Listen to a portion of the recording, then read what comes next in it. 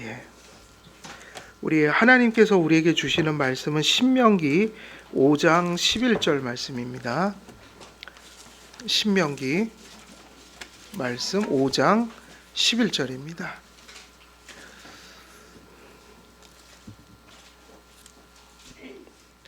우리 한 절인데 같이 읽도록 하겠습니다. 11절 말씀 같이 읽겠습니다. 시작. 너는 내 하나님 여호와의 이름을 망령되이 일컫지 말라.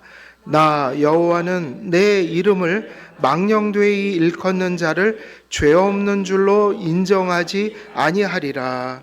아멘.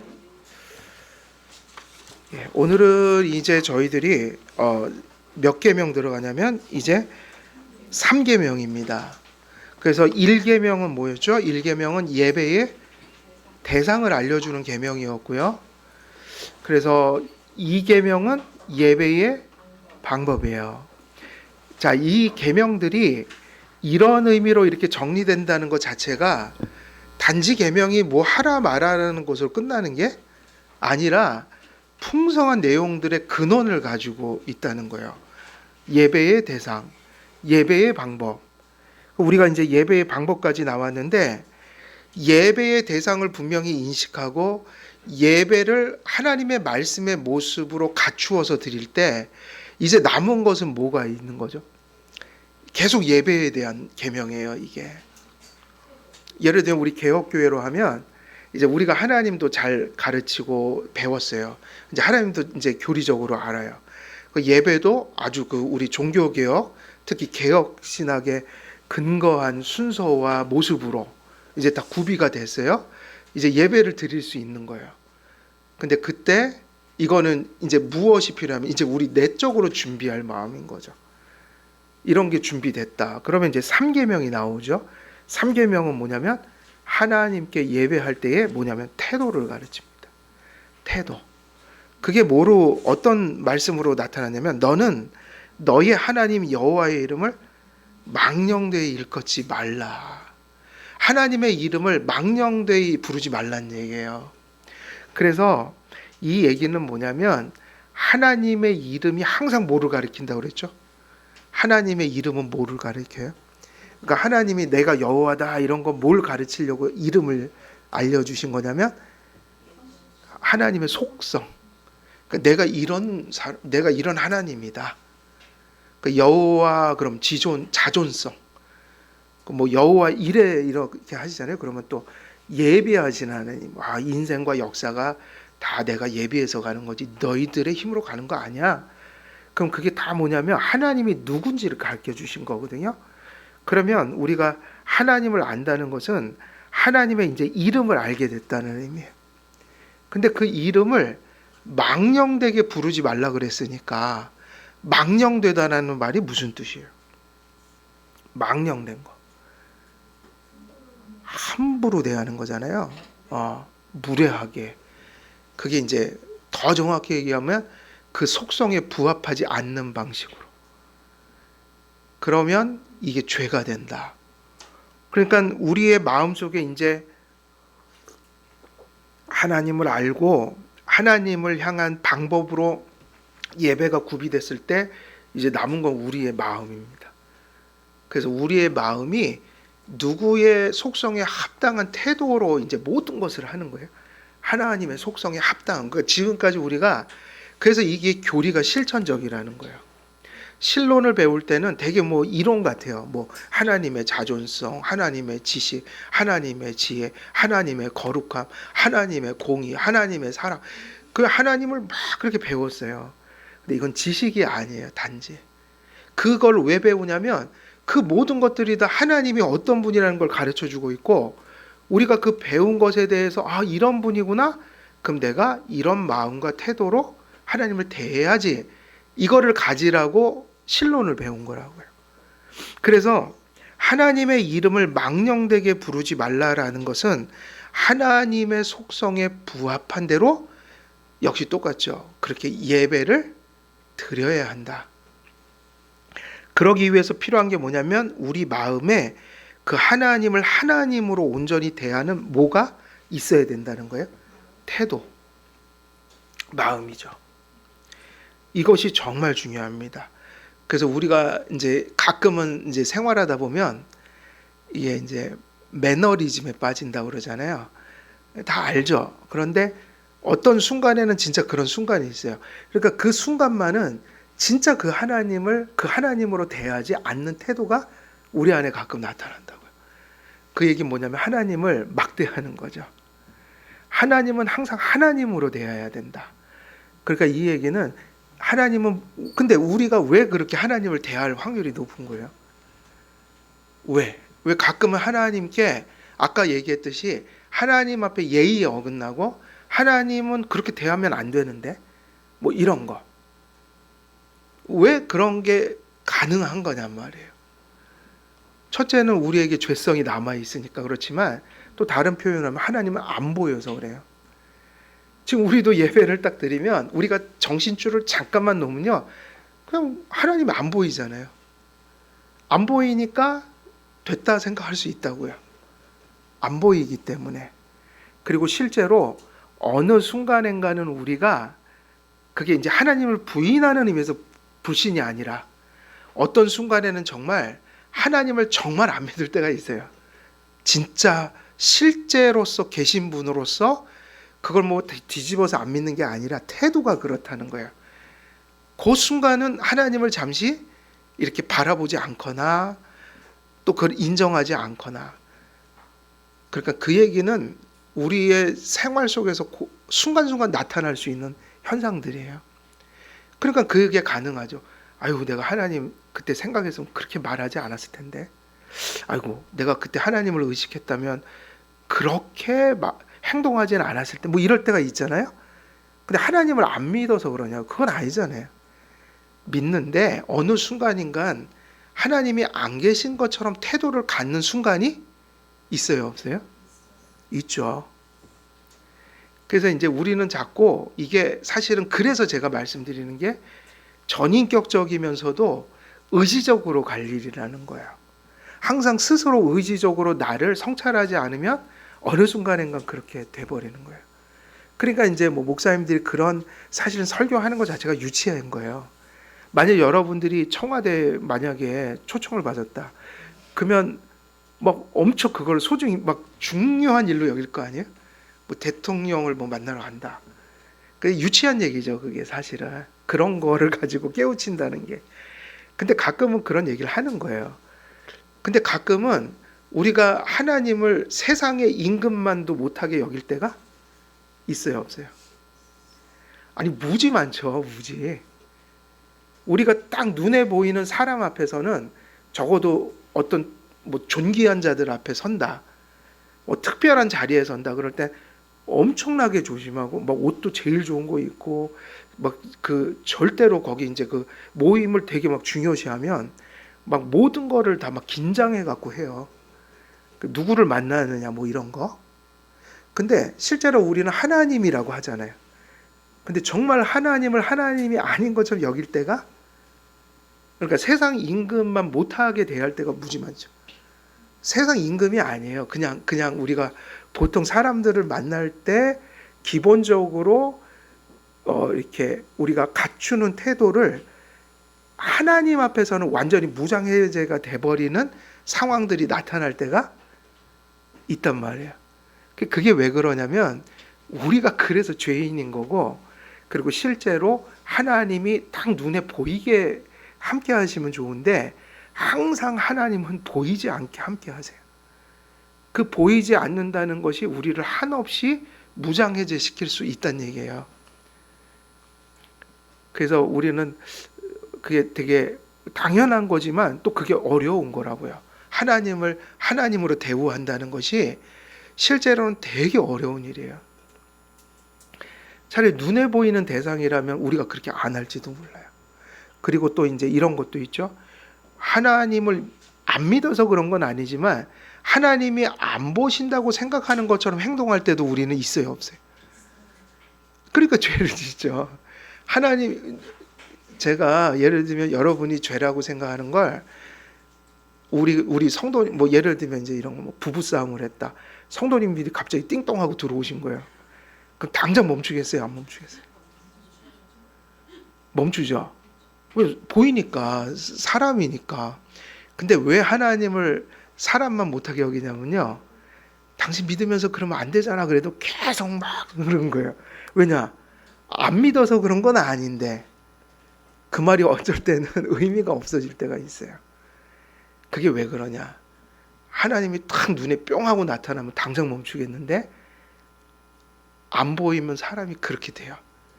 그러니까 가인이 아벨을 죽여놓고서는 어떻게 했어요? 내가 아벨을 지키는 자입니까? 그러잖아요. 그러니까 얼마나 미련한 거예요. 하나님이 마치 그 동생 죽이는 거를 어떻게 했다고 생각한 거예요? 보지? 근데 여러분 한번 생각해 보세요. 그게 가능한 얘기예요? 불가능한 얘기예요? 하나님이 못 봤다. 우리는 그런 생각을 할 때가 많단 말이에요. 그래서 우리가 선을 행하는 것도 죄를 짓는 것도 항상 뭐냐면 임재의식의 결과예요. 내가 하나님이 본다고 느끼면 자제가 되고, 하나님이 그 보시고 계시다는 거를 이렇게 접어두면 이제 하나님이 안 보실 것처럼 행동을 할 때가 많단 말이에요.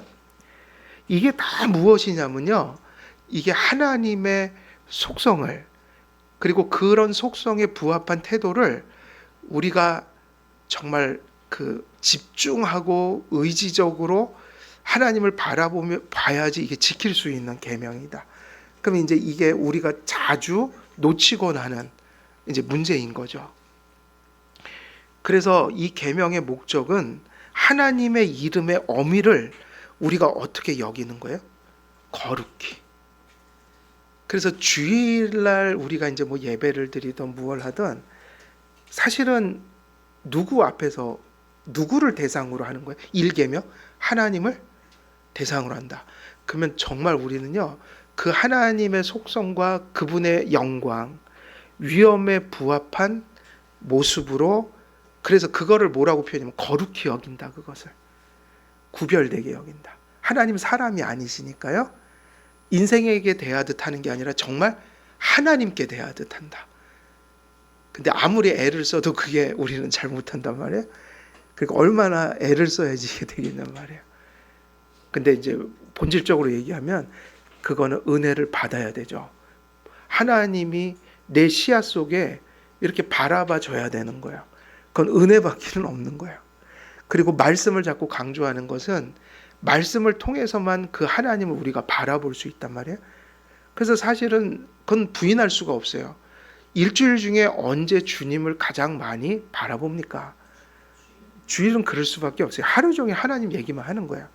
그래서 하나님이 뭐를 세우신 거예요? 주일 성수를 하라고 그러신 거예요.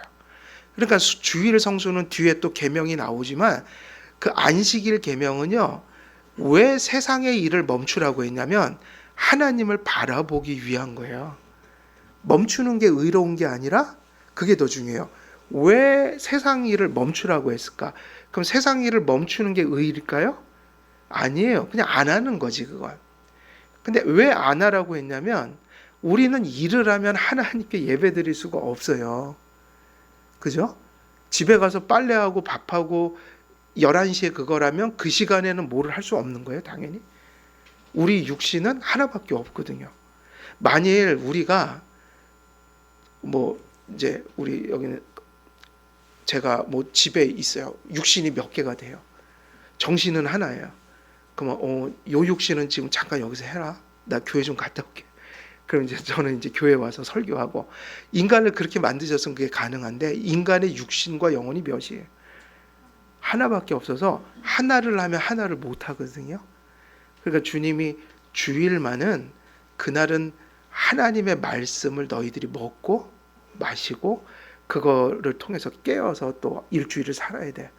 그러니까 안식이라는 의미는 그 말로 멈추는 건데, 왜 일상을 멈추냐면 멈추는 게 의로워서가 아니라 그거를 안 멈추면 말씀에 집중할 수가 없고 예배를 드릴 수가 없고, 성도들이 이렇게 모여서 적어도 우리가 한 몸인데 주일날 모여야 서로가 말씀 안에 소통을 하고 이런 일들이 가능한 거예요.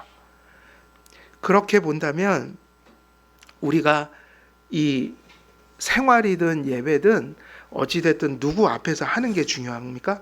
하나님 앞에서 하는 거니까 그의 속성에 적합한, 그래서 그렇게 여기는 것을 하나님을 거룩히 사람을 대하듯 하는 게 아니라 진짜 하나님으로서 대한다는 게 거룩히 여긴다는 뜻이거든요.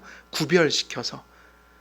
심지어는 부모하고도 다른 거고 내가 사랑하는 자녀도 하나님하고는 같을 수가 없으니 모든 사람을 사랑하는 것은 하나님 사랑의 표현이지만 하나님을 하나님으로 대하는 일은 정말로 거룩한 일이에요. 모든 것과 구별되는. 그러니까 이제 이것이 얼마나 하나님을 두려움으로 혹은 사랑함으로 얼마나 정성스러움으로 우리가 그를 대해야 하는가. 근데 이제 우리는 이게 완벽할 수가 없잖아요. 그러니까 이제 결국 주일날은 또 십계명을 외우면서 하나님 1계명 오늘 제가 또 이번 주에 다 지키지는 못했습니다. 그렇지만 용서해 주시기 때문에 또 주님 앞에 이렇게 나옵니다. 또 은혜를 받아서 하나님을 정말 하나님으로 지난주보다 더 잘 대할 수 있도록 도와주소서. 그래서 우리가 십계명 읽고 회개 시간 갖잖아요. 그런 의미인 거죠, 그게. 그래서 하나님의 이름은 하나님의 그 속성을 계시해 주기 위해 주어집니다. 이 계명은 하나님의 속성에 부합한 태도로 우리가 예배하고 생활해야 한다는 의미를 함축하고 있습니다. 그런 의미에서 이 계명은 하나님 앞에 예배와 생활의 태도를 규정하는 계명으로 요약할 수 있습니다. 그래서 칼빈은, 제가 칼빈이라고 저는 지금도 이게 익숙한데 이게 칼뱅이 더 정확한 이제 발음이어서 프랑스 사람이니까 그래서 이제 뭐 여기서 칼뱅으로 바꾸자 그래서 바꾸긴 했는데 칼뱅이 더 정확한 말이긴 해요. 그래서 칼뱅은 우리가 마음과 언어를 적절하게 잘 갖춰서 드리는 그 경배와 매우 신중을 기하는 자세를 갖추어야 한다고 가르칩니다. 그러니까 사실은요, 예배 순서들도 많잖아요. 기도, 또 뭐 찬송, 그리고 뭐 설교, 그리고 성찬 시간은 또 성찬이 있고, 이게 한순간 한순간이 우리의 태도와 말과 행위, 의식들이 이 하나님의 속성을 우리가 기억하며 그분을 향하여 하는 행동들이라는 것을 우리가 정말 이렇게 깊이 기억해야 되는 거예요. 그래서 코로나 때 우리는 이제 예배를 경시하는 모습들이 사실은 나타났다고요. 이 한국교회. 그래서 그 행정명령이라 어쩔 수 없어서 예배 자리에 못 모이는 일은 있었지만 사실은 그게 단지 행정명령의 문제가 아니라 실제로는 그런 환경이 되고 나니 사람들이 교회에서 함께 예배하고 교제하고 성경을 배우고 뭐 이러한 교회의 그 예배 활동들을 실제로 많은 사람들은 버린 사람들이 있어요. 지금 우리 여기 바로 조금 가면 평촌 무슨 교회 있죠? 큰 교회. 우리 합신교회잖아요. 그 평촌 무슨 교회죠?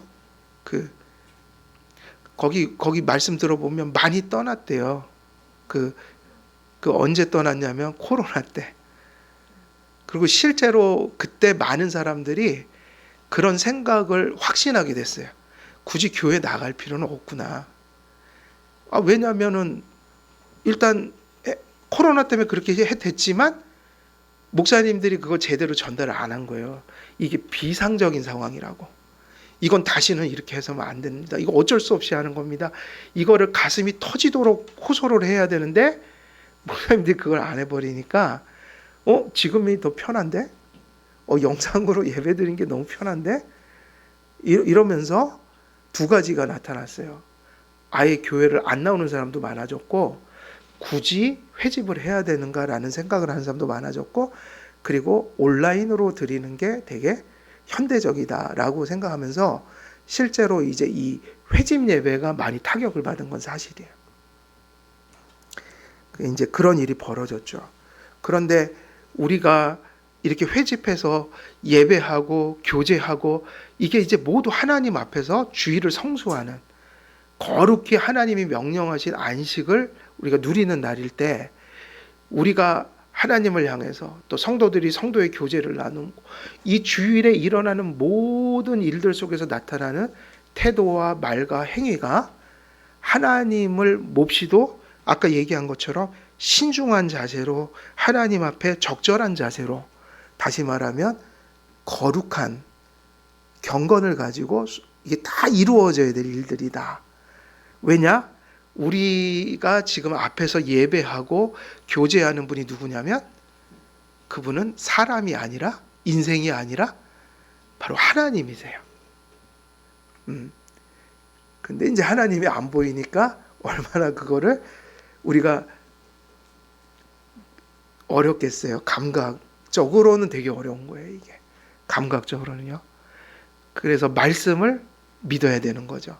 성경 말씀을 믿어서 성경이 주시는 게 계시라는 확신이 있어서 성경 따라 가야 되는 거죠. 이 계명은 하나님의 이름이 어떻게 사용돼야 된다는 걸 또한 얘기하고 있어요. 합법적으로 하나님의 이름과 부합하지 않은 것을 말하거나, 그래서 결국 우리가 이게 예배를 넘어서 생활도 똑같잖아요. 가정으로 돌아가서 회사 돌아가서 우리가 어떻게 말하고 행동하고 생각해야 되느냐, 이 모든 것이 무엇이 이것을 결정하는 거에 대해요. 바로 내가 앞에서 말하고 있는, 내가 앞에서 이렇게 가지고 있는 마음, 그리고 어떤 행동, 이게 다 누구 앞에서 하는 거다? 그 코람데오. 그러면요, 이게 예배를 떠나서 우리가 생활 전체가 계속 의식해야 되는 거예요. 이것이 하나님 앞에서 합당한가? 그래서 여러분들이요, 삶 속에서 왜 결정하는 일들이 있잖아요. A를 선택할까, B를 선택할까? 이게 하나님의 속성이 결정을 해야 돼요, 사실은. 그런데 그거를 너무 힘들어하지는 마시라. 왜냐하면 하나님의 앞에서 바른 선택을 하는 게 우리에게 가장 유익한 거예요. 이해되세요? 하나님을 벗어나서 행복할 수는 없어요. 잠시는 행복할지 모르지만 결국에는 그게 비극으로 끝나요. 다시 말하면 하나님이 기뻐하시는 선택을 할 때 우리 인생도 행복할 수 있다는 얘기예요. 그거는 따로 가는 게 아닙니다. 그래서 웨스트민스터 소요리 문답이 어떻게 고백하죠? 하나님, 우리의 인생을 사는 제일 된 목적은 하나님을 영화롭게 한다는 거, 하나님 향해서 드릴 거고, 근데 그게 똑같은 걸 뒤집으면 이렇게 된다는 거. 영원히 그를 어떻게 한다? 그럼 그 얘기가 되게 중요해요. 하나님께 영광되는 게 누구에게 즐거운 일이 되는 거예요? 우리에게요. 우리도 가끔 그런 거 느끼잖아요. 자녀들이 조금만 우리 마음을 헤아려주고 그렇게 가면 잘 될 텐데, 그거를 굳이 그렇게 안 하면 또 고생을 많이 해요. 뭐 모든 걸 다 부모가 해주는 건 아니지만 그래도 맥락은 그렇다는 거예요. 그래도 부모가 먼저 살았고 어떻게 보면 자기보다 자기를 더 사랑하는 게 부모고, 어떻게 보면. 그리고 항상 자식이 선한 길 가기를 바라는 본성이 있기 때문에 거의 부모들의 판단은 자기는 도둑질하면서 살아도 자식한테는 도둑질 하지 말라고 가르치는 게 부모라고요. 그렇지 않아요? 그게 무슨 얘기입니까? 예수님도 그렇게 얘기하지 않으셨어요? 자식에게 떡을 달라는데 뱀을 줄 자가 있느냐? 그거 하나님이 심겨준 마음이에요. 그래서 부모가 자식을 책임지라고 한 거예요. 그거를 부모에게 줬으니까. 그러니까 아이들은 부모를 따라가는 게 제일 잘 되는 길이에요, 사실. 모든 것은 아니지만 대부분 결정적인 일들은 부모가 얘기하는 게 틀린 게 아닌 경우가 많이 있어요, 사실은. 물론 이제 머리가 커가면서는 이제 같이 성인이 돼가니까 그건 그렇지만 정말 어린 아이들은 절대적이에요. 그 부모의 보호가. 우리 가은이 같이 저렇게 어린 아이들이요. 절대적인 보호가 필요해요. 저 아이들은 부모만큼 사고를 못합니다, 진짜로. 근데 하나님의 말씀을 들어서 손해볼 일이 있을까요, 없을까요? 저는 없다고 생각해요. 예. 그걸 순종하기가 좀 어려운 거죠. 어려운 거는 하나님 말씀이 잘못돼서 그런 게 아니라 우리 속에 죄가 있어서 힘든 거예요.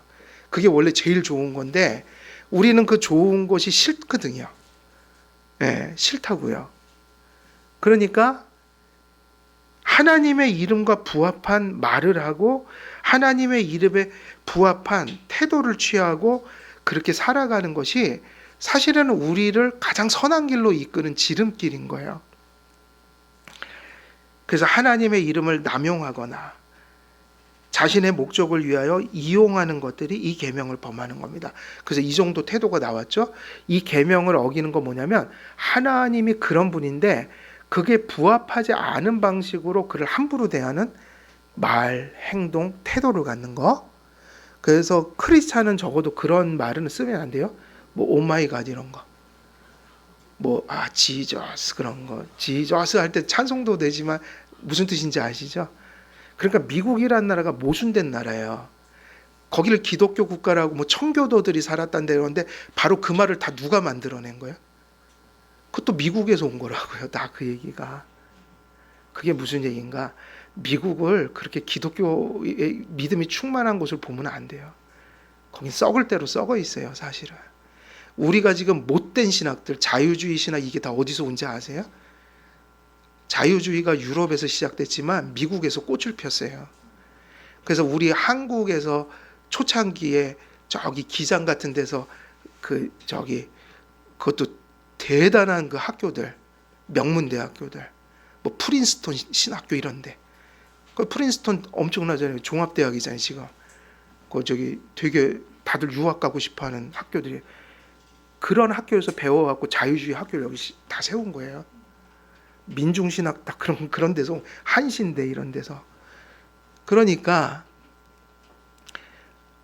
그 하나님의 이름에 부합한 그러한 것을 우리가 취하지 못할 때 이 죄를 짓기도 하고, 그 다음에 또 이런 것도 있습니다. 이 이름을 어떻게 하는 거죠?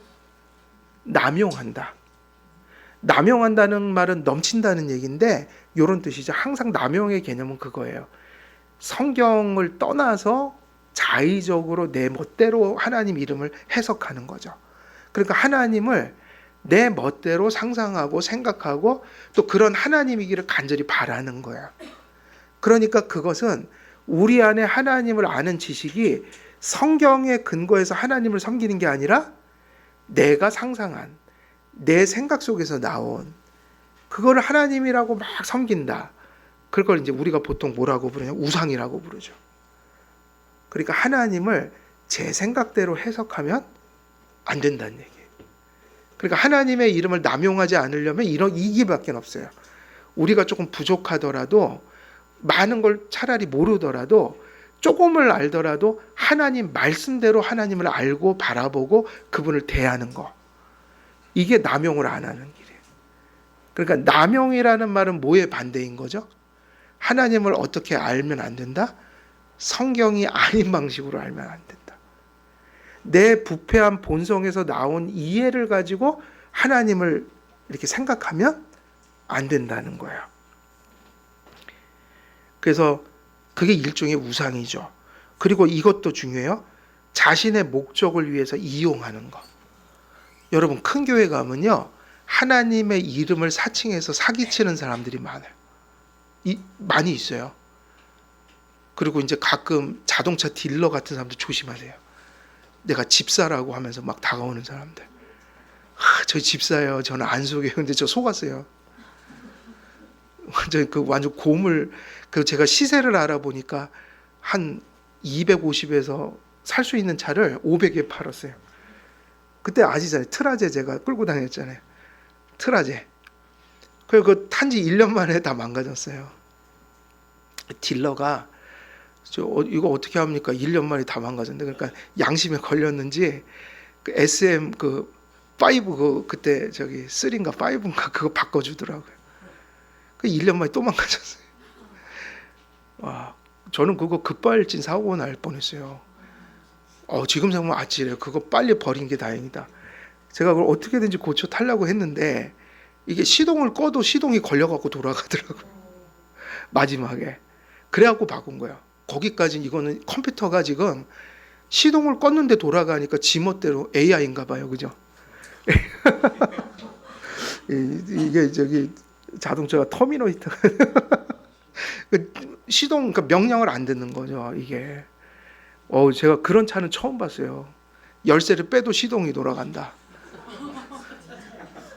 근데 그때까지도 급발진 사고를, 그거를 위기감을 못 느껴서 또 그걸 끌고 다니면서 고치러 다녔다고 해요. 몇 번을. 근데 지금 생각하니까 아찔해요. 그거는 급발진 사고가 날 확률이 높죠. 열쇠 뺐는데 돌아가면. 예. 여러분도 이제 열쇠 뺐는데 돌아가면 타지 말고 부르셔야 돼요, 사람을. 예. 근데 이게 이런 일이 많아요. 누구의 이름을 빌미로 삼아서 하나님의 이름을 가지고 자기의 어떤 것을 자꾸 성취하려고 하는 거예요. 그러니까 누구를 이용하는 거예요? 하나님을. 그래서 요게 어거스틴의 우상 개념이에요. 어거스틴이 저기도 있는 책인데 기독교 교육론이라는 책에 보면 무슨 얘기가 나오냐면 이 세상에는 두 가지가 있는데 인조이 할 게 있고 유주할 게 있어요. 유징할 게 있어요. 그러면 인조이는 뭐냐면 우리는 보통 인조이가 막 이렇게 즐기는 거잖아요. 그게 아니에요. 원래 인조이라는 단어의 뜻은 추구한다는 뜻이 들어있어요. 그러니까 추구한다는 건 뭐냐면 그것을 어떤 가치로서 목적화하는 거예요. 근데 이 세상에서 추구할 것은 오직 한 분밖에 없다고 그랬어요. 누굴까요? 그래서 그게 아까 그 단어예요. 영원히 주님을 즐거워할 것이며. 추구할 분은 누구예요? 주님. 그런데 그 하나님 빼고 모든 거 있죠. 모든 거. 그건 다 뭐일까요? 유징할 것들이에요. 그 가치를 위해서 사용할 것들이 있다. 그래서 하나님 두 가지를 주는데 우리가 추구할 하나님을 우리의 목적으로 주시고, 근데 그것은 수단이 있어야 되잖아요. 그럼 그 모든 수단은 모든 게 다 하나님의 어떤 그 뜻을 이루기 위한 수단들이다. 그건 사용할 대상이다. 근데 가끔은 우리는 이게 뒤바뀐다는 거예요. 사용할 것을 어떻게 해요? 추구한다 이거예요. 그게 목적이 됐다 이거예요. 뭐 많죠? 뭐 명예, 혹은 무슨 성, 아니면 쾌락, 무슨 돈, 뭐 그게 부모도 되고 자식도 될 수 있어요. 하나님보다는 부모가 높을 수는 없거든요. 근데 그 모든 것들이 다 추구할 대상이 되고 누구를 이제 사용하게 되는 거예요. 그 목적을 이루기 위해서 누굴 사용해 먹어요. 그래서 기도도 하고 그걸 가리켜 보라면 우상이다. 그러니까 어떻게 돌려놓는 게 제자리에 다시 섬기고 추구할 분이 하나님으로 오고 나머지 건 다 어디로 가야 돼요? 이 가치들은 소중하지만 이것은 선용하고 사용할 가치들이다. 그래서 절대라는 것이 누구에게 가는 거예요? 하나님이란 말이에요. 그는 절대자예요, 정말. 이게 뒤바뀌는 걸 의미한다.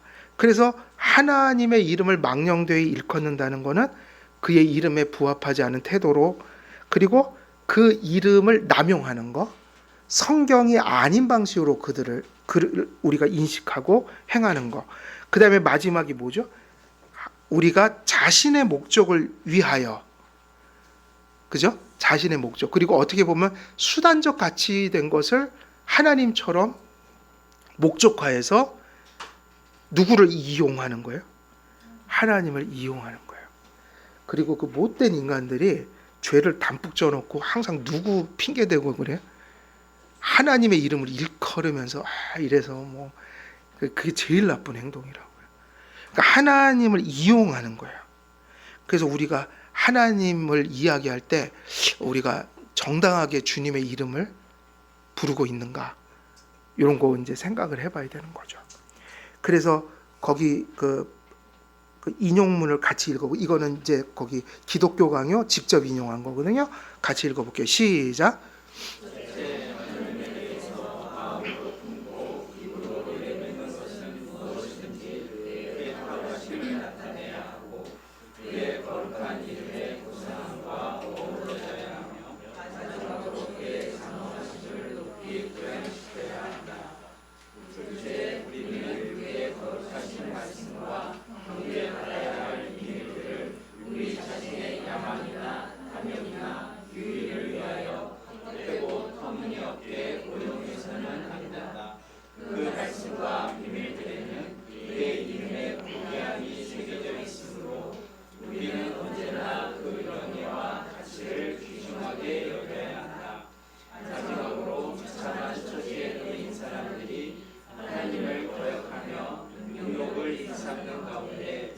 치고는 하듯이 하나님의 사역들을 깎아내리거나 왜곡하는 일을 우리는 해서는 안 된다. 우리는 그에 의해서 행해진 것이라고 인식하는 모든 것에 대해서 말할 때에 지혜와 의와 선으로 악한 정리를 깊게 들어야 한다. 그것이 하나님의 이름을 거룩하게 한다는 의미이다. 우리가 이 말씀을 읽어보면 이제 금방 분별이 돼요.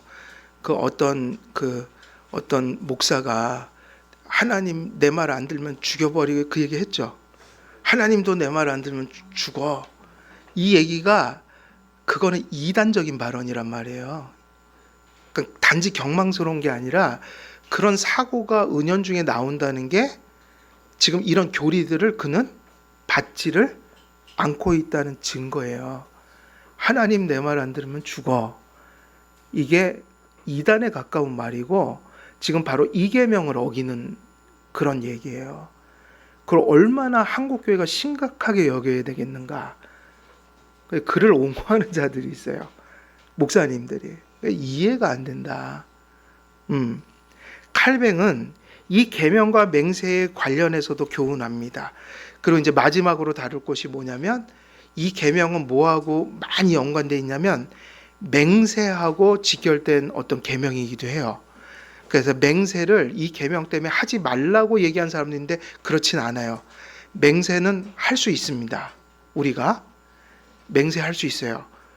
왜 맹세하냐면 왜 어쩔 때 하나님의 이름으로 맹세하냐면 세상 사람들이 내가 이게 죽어도 사실인데, 그죠? 내가 예를 들면 누명을 썼어요. 법정에 섰어요. 사람들은 다 알아주질 않아요. 이게 사실인데 그러면 누구가 그걸 보셨을까요? 그래서 그런 마음으로 하나님의 이름에 호소할 때가 있어요. 사람들은 다 인정하지 않습니다. 근데 하나님은 보셨습니다. 실제로 하나님 보셨을 거 아니에요. 그래서 정말 의지할 데 없는 사람이 그게 정말 사실일 때 누구에게 호소할 수 있어요? 하나님이요. 그거는 가능해요. 그런데 이 맹세가 남용되거나 잘못된 방식으로 될 때가 많다 보니 이 계명은 잘못된 맹세를 할 때 이 계명을 어기게 될 수 있다는 걸 기억해야 돼요. 그럼 그 잘못된 맹세가 어떤 것일까요? 거짓말하는 거. 이런 거죠. 실제로는 죄를 졌는데 하나님이 아시죠. 이러는 거. 그럼 거짓말이잖아요. 그럼 이건 당연히 죄인 거죠.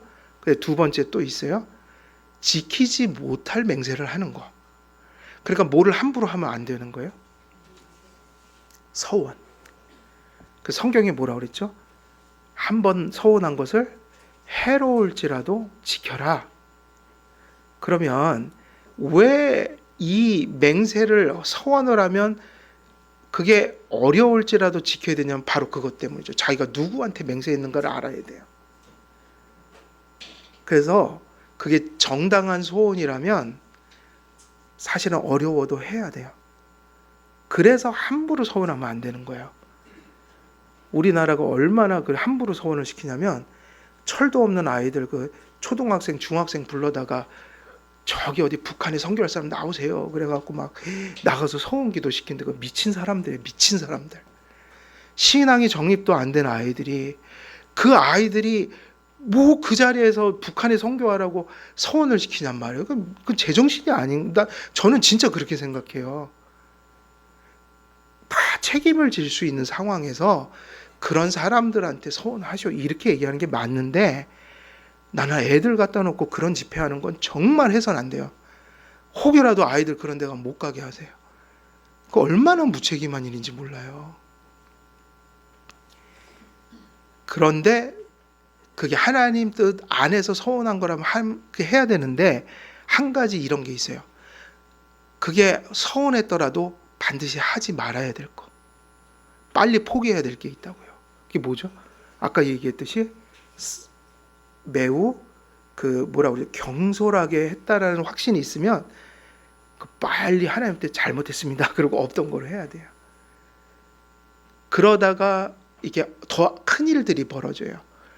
하나님은 뜻도 없는데 그냥 내가 감정에 입사해서 내 목사 되겠습니다, 선교사 되겠습니다, 막 이렇게 했다가 그게 아닌 거예요. 그럼 아니면 목사가 되면 되겠어요, 안 되겠어요? 힘들어도 서원을 지키라, 이거는 그래도 그게 하나님 뜻이라는 확신이 있을 때 얘기고, 그게 잘못된 서원이라면 빨리 어떻게 하는 게 맞아요? 철회를 빨리 해야 돼요. 회개하고요. 그렇지만 그거를 회개해야 돼요. 하나님, 제가 너무 경솔하게 함부로 서원을 했는데 지금 보니 하나님 뜻이 아니었던 것 같습니다. 그래야지 또 그걸 또 힘들어도 지키라고 그랬다고 또 소명도 없는데 막 목사 되겠다고 달려들고 그러면 안 됩니다. 그런 얘기를 하고 있는 거예요. 그러니까 결론은 뭐죠? 맹세를 정말 조심스럽게 하라는 거예요. 하나님께 제가 이렇게 하겠습니다, 저렇게 하겠습니다, 이거를 바로 누구 앞에서 한다는 것을 기억해야 돼요. 예. 그래서 우리가 가끔은 그런 말도 조심스러운 거죠. 나는 절대로 뭐 이런 거, 근데 그런 사람은 없어요. 하나님 앞에서 누가 감히 내가 절대로 그렇게 할 수 있다는 얘기를 할 수 있냔 말이에요. 사람이 상황 따라 바뀌는 게 인간인데, 그러니까 그런 신념을 버리는 게 좋아요. 예, 우리가 불완전한 존재라는 걸 생각하고 가야 한다. 그래서 맹세란 우리의 말이 진리임을 확정하기 위한 증인으로 하나님, 그러니까 맹세라는 게 누굴 증인으로 불러 모시는 거예요. 그죠? 나의 억울함을 보신 분이라고 그분에게 호소하기도 하고, 또 내가 이런 걸 하나님께 하겠습니다라고 하는 순간 그건 누가 들으신 거예요? 하나님이 증인이란 말이에요. 그걸 받는 분이면서 하나님이 증인이라는 거예요. 칼뱅은 맹세 자체를 금하지는 않습니다. 그러니까 서원이 지금도 있어요, 없어요? 있고 지금도 우리는 맹세를 합니까, 안 합니까? 어떤 서약을 합니까, 안 합니까? 우리 한길교회 회원 될 때도 서약을 하고, 장로님 되실 때도 또 서약을 했고, 저 목사 안수식 받을 때 서약을 했어요. 다시 말하면 맹세는 있는 거예요. 없는 게 아니에요. 그러나 칼뱅은 어떤 맹세를 경계합니까? 왜곡된 맹세, 아까 말씀드렸던 그런 잘못된 맹세를 조심하라는 거예요. 하나님께 죄가 되는 맹세는 위중과 같은 거짓 맹세이며 자신의 탐욕과 쾌락을 위해 행하는 맹세, 그리고 쓸데없는 것들에 맞추어 하는 무익한 맹세입니다. 그거의 대명사가 누구죠? 구약 성경에 에서가 하나님 듣는 데서 팥죽 한 그릇에 나 장사 팔게 해버렸단 말이에요. 그 무서운 얘기예요. 말을 함부로 하면 안 돼요. 제세례파는 성경을 빙자해 맹세에 있어 절대된 태도를 넘어, 이래서 이제 제세례파는 이제 잘못된 거야. 맹세를 부정해 버렸어요. 그래갖고 지금 여호와의 증인들도 뭐를 못하게 만들어요? 국기에 대한 맹세를 못하게 하자. 우상 숭배라고. 근데 그거는 차원이 다른 맹세잖아요. 국가 간에. 왜냐? 부부 간에도 맹세해요, 안 해요? 우리 정혜선 자매하고 송창진 형제는 이제 8월 달에 맹세합니다. 그거 진짜 진중하게 해야 돼요. 한 번 하면 이제 끝입니다. 그래서 저는 결혼식장이 막 장난치듯 하는 거 되게 싫어해요. 그날이 얼마나 무서운 날인데 그게. 물론 행복한 날이기도 하지만, 예. 그래서 맹세에 있어 절제된 태도를 넘어 맹세 자체를 부정했는데, 맹세를 금하는 듯한 구절들은 맹세 자체를 부정하는 것이 아니라 헛된 맹세를 금하는 것입니다. 그러니까 이게 항상 좌로 우로라 치우치면 안 되고, 맹세는 있는데 신중하게 하라. 맹세는 금하지는 않았다. 그리고 잘못된 맹세를 했으면 빨리 회개하고 빨리 없애야 돼요. 예. 적법한 필요성이 있다면 합당한 맹세는 유효합니다. 개인들이 중대하고 진지한 문제에 관해 하나님께서 그들의 심판자가 되어주기를 기원하는 것이 합당하다. 그러니까 우리가 정말 억울해서 하나님이 보시고 그런 얘기할 때 그거는 빈말이 아닙니다. 그 어떤 자가 억울하여 그 말할 때 그걸 진중히 우리가 살펴야 돼요. 왜냐? 그게 진짜라면 그 하나님이 증인된 그 사실을 무조건 인간의 생각으로 부정해버린 자들이 잘못된 자가 되기 때문에 거기에 대한 책임이 따라오는 거예요. 그래서 하나님을 증인으로 세우기를 원하는 것은 더욱 큰 근거가 있습니다. 정직한 마음으로 억울함을 당할 때 하나님께서 심판자로서 그의 결백을 나타내 주시기를 기원하는 것은 범과가 되지 않습니다. 그러니까 이거는 우리들에게도 절실한 거죠. 때로는 인생 살다 보면 사람들이 믿어주지 않을 때 있거든요. 그럴 때 누구에게 호소할 수밖에 없어요? 하나님 증인이에요. 제일 확실한 증인이에요. 그래서 비록 세상 법정이 나를 감옥에 가둘지라도 그 반드시 언젠가는 드러날 일이 있단 말이에요. 하나님을 심판자요 증인으로 부르는 것은 합당합니다. 그래서 이제 이 계명은 어디까지 가냐면 맹세까지 가죠. 그래서 하나님 앞에 아까 뭐라 그랬죠? 서원하는 거, 맹세하는 거 이게 자체가 잘못된 건 아니다. 그러나 그게 누구 앞에서 한다는 걸 기억해야 돼요. 하나님 앞에. 그래서 그것을 진실하고 진중하게 해야 된다. 그리고 맹세 자체를 부정하는 것도 극단적인 사고다. 제세례파. 요 정도의 얘기들이 이 안에 담겨 있고, 우리가 이거를 이제 이런 원리들을 삶에 적용해 보면 어쩌면 이게 예배와 생활 속에 적용 목록들이 되게 많이 나올 수도 있어요. 구체화할 수는 없지만 지금 다. 그렇지만 이게 몹시 중요한 계명입니다. 이제 세 가지까지 왔죠. 하나님의 예배의 대상을 분명히 인식하라. 예배의 방법을 성경대로 하라. 그 다음에 이제 우리는 예배 드릴 때 그의 이름에 합당한 뭐를 지니고 예배를 드리라? 태도를 지니고. 여기까지 온 겁니다. 이런 것들은 예배에 있어서 사실 절대적인 내용들이에요. 오늘 여기까지 하고 마치겠습니다. 제가 기도하겠습니다. 살아계신 하나님 아버지, 오늘은 하나님의 이름을 망령되이 일컫지 말라는 하나님 앞에 예배의 태도에 대해서 우리들이 이 계명을 살폈습니다. 오늘도 이 계명 속에서 주신 원리들과 또 실천 목록들을 기억하게 하시고, 이제 예배를 마치고 또 돌아가 생활할 때에, 또 다시 돌아와 예배할 때에 하나님의 이름을 거룩히 여기는 태도로 우리의 심령이 충만해질 수 있도록 아버지 하나님 함께해 주옵소서. 감사드리오며 우리 주 예수 그리스도의 이름으로 기도드리옵나이다. 아멘.